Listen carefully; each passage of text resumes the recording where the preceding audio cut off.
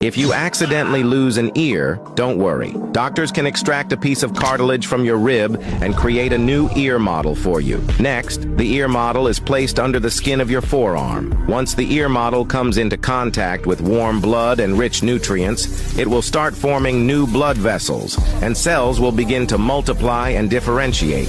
When the ear model is fully developed, the new ear can be transplanted. First, it is precisely placed in the position where the patient's ear is missing. Blood vessels and nerves are connected, and the wound is stitched up. After a period of time, you will have a brand new ear. If you accidentally lose a hand, don't panic either.